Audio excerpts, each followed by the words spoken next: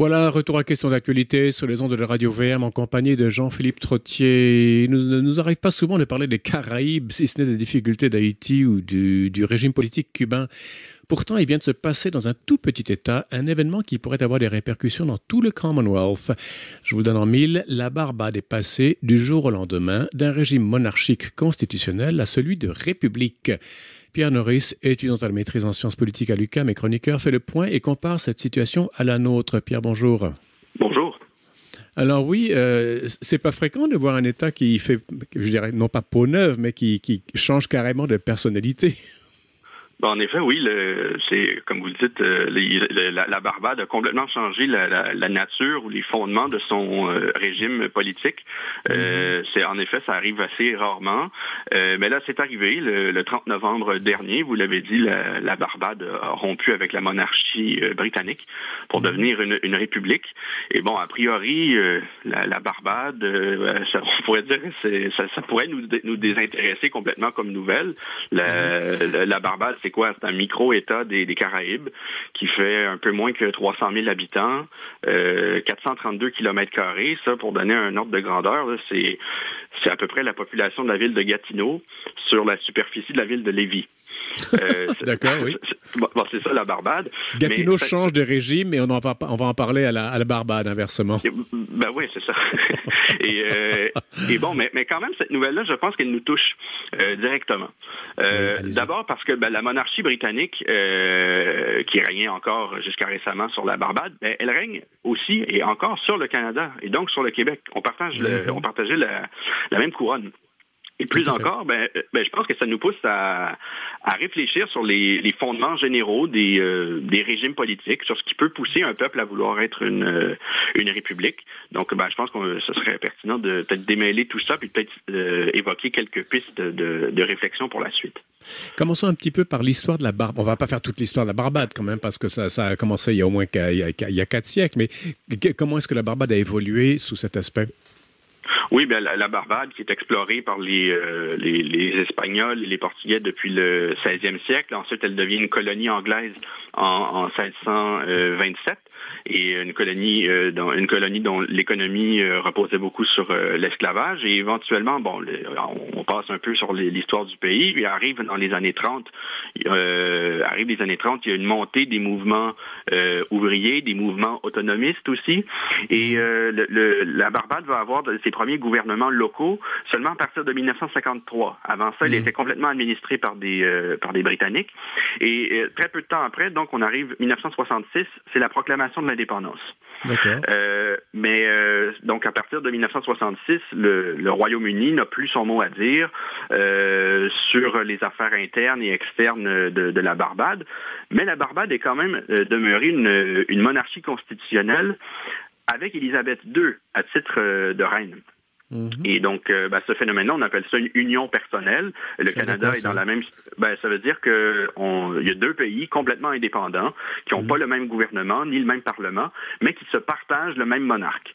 Et bon, là, dans le cas de la Barbade, la reine est représentée par un gouverneur général. Le Canada se trouve exactement dans la même situation. Le Canada est en union personnelle avec le Royaume-Uni. Et au total, il y a Élisabeth II, à ce jour, elle est la reine de 15 États indépendants à la fois. Ça fait beaucoup de billets de banque à son effigie. En effet, oui. Alors, en Barbade, est-ce que le républicanisme ou le sentiment anti-monarchique est ancré dans une histoire longue ou c'est arrivé récemment? C'est arrivé à peu près avec la montée de l'autonomisme et surtout avec l'indépendance. L'idée d'abolir la monarchie et de faire de la Barbade une république, elle est explorée plus sérieusement depuis les années 70. Elle revient périodiquement dans le débat public là-bas, mais sans jamais que les partis politiques ne jugent pertinent d'aller jusqu'au bout et d'organiser un référendum sur ce sujet-là. Mais ça a changé l'an dernier. En septembre 2020, un peu par surprise, le gouvernement travailliste, donc centre-gauche de la Barbade, a proclamé comme ça son intention de rompre avec la monarchie britannique et de proclamer la République. Et là, ils auraient pu passer par un référendum, mais comme le Parlement en question avait les 2/3 dans les deux chambres du Parlement, ils ont pu modifier directement la Constitution sans référendum. Ils ont aboli la monarchie comme ça. Ça s'est passé au début du mois d'octobre 2021. Et là, ça a été très vite après ça. La gouverneure générale en place, qui est donc maintenant la dernière gouverneure générale, elle a été élue comme première présidente du pays le 20 octobre dernier. Ça s'est fait tout en douceur et elle est entrée en fonction le 30 novembre dernier, qui est donc le jour officiel de l'entrée en vigueur de la République. Il y a eu toute une cérémonie officielle avec le prince Charles qui était présent. Et depuis ça, la Barbade, elle est maintenant une république parlementaire, c'est-à-dire qu'elle a un président, un chef d'État, mais lui, il est plutôt en retrait. Il joue à peu près le même rôle que jouait le gouverneur général avant, donc en retrait, mais il laisse le premier ministre gouverner avec l'appui majoritaire du Parlement. Est-ce qu'il y a un modèle pour la Barbade, un modèle de république? Parce que république, ça a beaucoup d'incarnation. Oui, en fait, l'idée de république parlementaire, elle est quand même assez présente en Europe, surtout. Voilà. Évidemment, il y a plein de différences constitutionnelles d'un pays à l'autre, avec plein de particularités. Mais l'Allemagne est une république parlementaire, l'Italie en est une autre. C'est à différencier, par exemple, d'une république présidentielle comme les États-Unis, où là, le président, il n'y a pas de premier ministre et le président est vraiment au cœur de la vie politique. Alors, est-ce que la Barbade, qui est devenue une république le 30 novembre dernier, Pierre Norris, est-ce que la Barbade est sortie du Commonwealth de facto par le fait même de devenir une république, ou est-ce qu'elle fait encore partie de cette institution, de cette organisation? Elle en fait toujours partie. Le Commonwealth, on le rappelle, c'est l'organisation qui rassemble plusieurs anciennes colonies britanniques. En ce moment, il y a 54 pays membres, mais la majorité de ces pays-là sont des républiques. Et ils sont seulement 15 à être des monarchies constitutionnelles en union personnelle, et donc qui gardent toujours le monarque britannique comme monarque commun. Parmi ces 15-là, bien sûr, il y a le Royaume-Uni lui-même, mais il y a aussi quand même de gros morceaux du Commonwealth, le Canada, l'Australie et la Nouvelle-Zélande. Ah oui, c'est pas des petits morceaux, en effet, oui. En effet. Et alors justement, vous attribuez le passage à la République. Il y a eu des mouvements un petit peu autonomistes dans les années 70, mais c'est en 2020 que le gouvernement travailliste a vraiment mis de l'avant le programme républicain et a changé la Constitution sans référendum. Il y a aussi, est-ce qu'il y a d'autres éléments contextuels qui expliquent cette fièvre républicaine en Barbade? Je pense que oui. Ça arrive pas à n'importe quel contexte. Là. La reine Élisabeth II, elle est maintenant âgée de 95 ans. Elle se fait vieille, donc naturellement, à son âge, elle est de plus en plus faible et malade. Ses apparitions sont de plus en plus rares. Sa fin approche. Et même si la reine elle-même, elle garde quand même un bon taux de sympathie et d'appui dans la plupart de ses royaumes, on peut pas nécessairement en dire autant de son fils Charles, qui va être appelé un jour à lui succéder. Mais c'est pas simplement une question de personnalité. Là. Les gens font pas simplement se dire là on n'aime pas Charles, donc on veut abolir la monarchie. Au-delà de ça, imaginez un peu, oui. C'est ça. Là, au-delà de ça, il y a quand même de plus en plus à l'extérieur du Royaume-Uni la montée de cette idée que peut-être que au moment du décès de la reine, pourquoi ce serait pas l'occasion de juste éteindre la monarchie avec elle, de rompre avec la monarchie. Et dans ce contexte-là, oui, là, ça arrive en Barbade et ça peut avoir des répercussions ailleurs. Et pardonnez-moi, Pierre, excusez-moi, mais ce sentiment l'idée que la monarchie britannique puisse s'éteindre avec Élisabeth II est un sentiment partagé dans le Commonwealth, ou c'est quelques intellectuels de gauche, si j'ose dire, à droite et à gauche, justement, qui émettent cette idée-là? Évidemment, il y a des gens qui réfléchissent là-desus, des intellectuels, des juristes, des politologues qui réfléchissent là-dessus depuis un moment, mais c'est quand même quelque chose qui est partagé et qui est évidemment, c'est pas évidemment unanime, mais il y a un sentiment républicain qui est en hausse. Faut dire aussi, il y a beaucoup de gens qui aiment pas vraiment la monarchie, mais qui se disent quand même, qu'est-ce que ça changerait vraiment au jour le jour. Mais il y a quand même une hausse du sentiment républicain, même si c'est pas égal partout ni très constant. On va prendre par exemple en Nouvelle-Zélande, qui est assez partagée et indécise là-dessus. Il y a des sondages d'opinion récurrents sur l'appui à la monarchie ou à la République.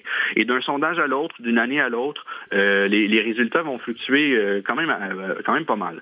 On regarde à l'inverse le pays voisin, l'Australie, c'est un peu différent. Là-bas, il y a un mouvement républicain qui est plus vocal, plus ancré, plus présent. Il y a déjà eu en 1999 un référendum en Australie pour l'abolition de la monarchie. Le non l'avait emporté avec 55% des votes. C'est serré quand même, il me semble. Ben oui, c'est ça, c'est serré, mais et depuis 99, il y a des politiciens rattachés à l'ensemble des partis politiques australiens qui en appellent à proclamer un jour la République ou à dire que bon, peut-être pas maintenant, mais un jour c'est inévitable que ça va arriver, si bien que en ce moment, il y a à peu près la moitié des Australiens qui sont favorables, selon les derniers sondages, à l'abolition de la monarchie chez eux. Alors, il nous reste à peu près 8 petites minutes, Pierre Norris. En venant au Canada, on fait partie du Commonwealth, nous sommes une monarchie constitutionnelle. Le Canada, je pense, est un dominion, c'est ça? Ben, il l'a été, il ne l'est plus, disons, officiellement. Mais oui, c'est de tous les dominions, comme l'ont été l'Australie, la Nouvelle-Zélande ou l'Afrique du Sud ou d'autres, le Canada, c'est le plus vieux, c'est le premier des dominions. Et il y a longtemps été vu... Oui, pardon. C'est quoi un dominion? Est-ce que ça a une personnalité politique autonome, un dominion, ou c'est juste une colonie d'une métropole? Oui, c'était un type de colonie qui était propre à l'Empire britannique. En fait, c'était une colonie souvent à peuplement blanc, là, comme l'ont été l'Australie, la Nouvelle-Zélande ou le Canada. Et en fait, l'idée, c'est de leur accorder une autonomie interne avec un parlement. Donc, disons, le Canada, quand il a été formé en 1867, il a été nommé Dominion du Canada. Le gouvernement canadien fédéral avait une autonomie interne, mais le gouvernement britannique conservait la mainmise sur les affaires étrangères et sur la défense, par exemple. Donc ça, c'est ça le statut de Dominion, c'est plus le nôtre, mais historiquement, on est le plus vieux des Dominions.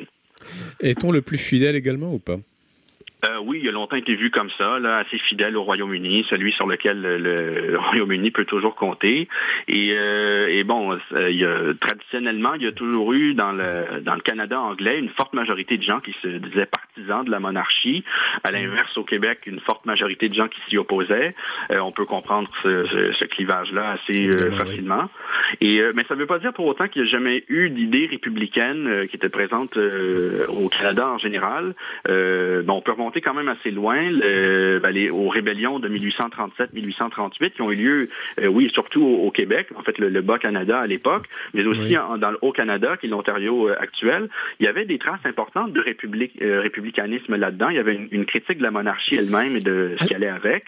Il y a une chose importante à dire, et vous y faites allusion, Pierre Norris, c'est que ce n'était pas une question d'anglais contre français en 1837-38, où c'était pas essentiellement ça, c'était république contre monarchie. Plutôt. Ça jouait. En fait, il y avait des gens en révolte qui, eux, souhaitaient simplement une réforme du parlementarisme britannique pour plus de liberté. Il y avait ça. Il y avait un peu de tout, mais au Québec, il y avait aussi quand même... ça se conjuguait un peu tout ça. Là. Il y avait aussi une critique contre l'Angleterre elle-même, un souhait de plus grande autonomie nationale, mais vous avez raison, c'était pas aussi clair que, disons, le combat indépendantiste fédéraliste d'aujourd'hui. Et dans les prairies, comment ça s'est joué? C'est la même grille d'analyse que vous faites ou pas? Oui, en fait, il y a certainement des traces de républicanisme dans ce qu'on a pu voir autrefois dans les révoltes des Métis avec Louis Riel à la fin du 19e siècle. Il y a une population locale qui souhaite se prendre en main, se contrôler elle-même face au pouvoir britannique. Et plus proche de nous, là, je peux pas tout évoquer, mais plus proche de nous, disons, avec la nouvelle Constitution canadienne en 1982, promulguée par Pierre Elliott Trudeau, il y a plusieurs analystes qui ont vu dans la Charte canadienne des droits une manière de se rapprocher un peu plus d'une conception républicaine américaine où on venait codifier les droits et libertés. Évidemment, je dis rapprocher de la conception américaine, ils n'ont pas adhéré complètement. Le Parlement britannique peut toujours, pas britannique, pardon, mais canadien, peut toujours, avec la fameuse clause dérogatoire, contrevenir à la Charte. Donc ça, c'est plus britannique qu'américain. Mais néanmoins, il y a, dans cette idée-là, je dis de codifier les droits et libertés avec un grand texte. Il y a quelque chose, il y a un petit côté républicain là-dedans qu'on peut pas nier quand même. Dites-moi une chose, j'ai l'impression que l'attachement à la couronne britannique est davantage d'ordre de tradition ou de sentiment, et voire de fidélité, alors que l'engagement républicain, je n'arrive pas trop à le situer. Il y a des penseurs, je vous amène au Québec si vous voulez, où on peut également parler du Canada. Est-ce que le républicanisme au Canada, et notamment au Québec, est articulé? Est-ce qu'il y a vraiment un mouvement où ce sont des penseurs isolés qui écrivent un article ici et là?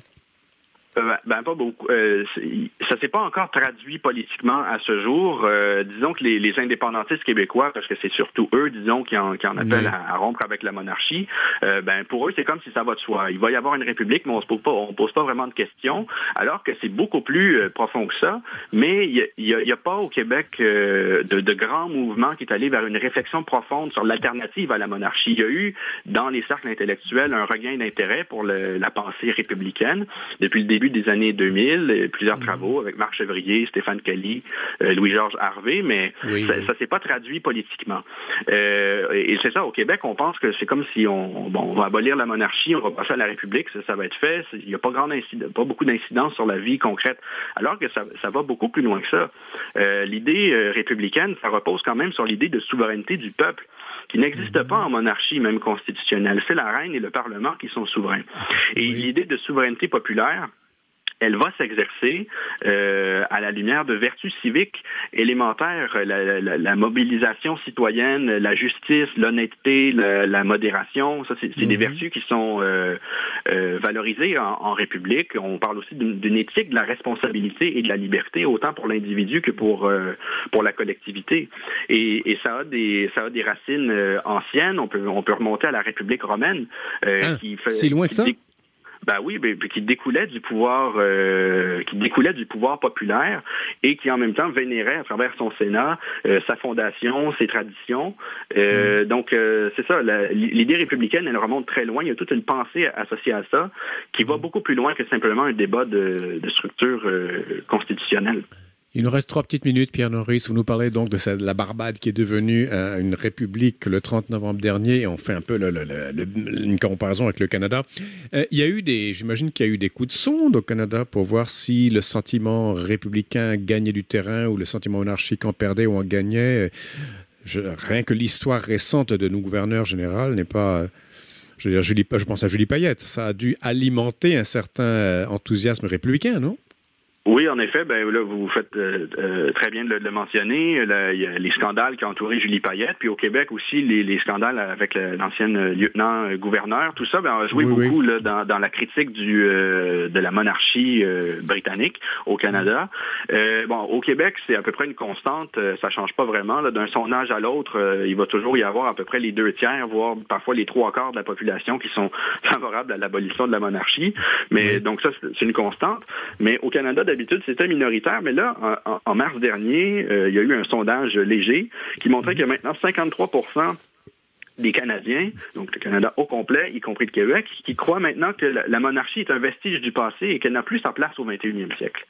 Et donc quand même, et il y a un autre sondage à peu près au même moment qui montrait qu'il y avait à ce jour au Canada peut-être 45% de partisans d'un chef d'État élu, donc d'une république, contre 24% de partisans de la monarchie. Et entre les deux, il y a une masse de gens qui ça les dérange pas vraiment au quotidien. Là.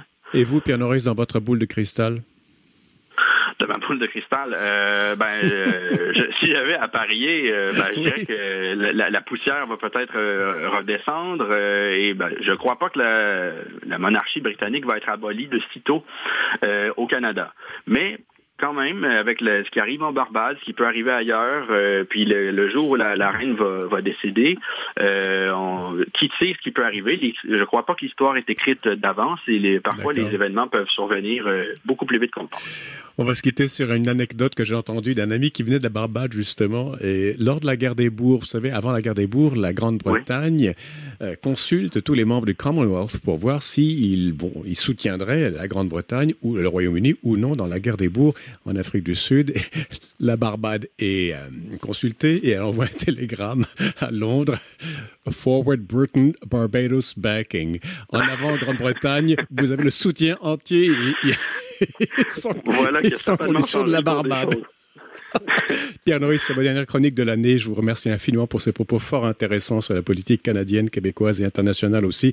On vous retrouve donc en janvier? Oui, avec grand plaisir. Merci beaucoup. Génial. Joyeux Noël et bonne année entre-temps.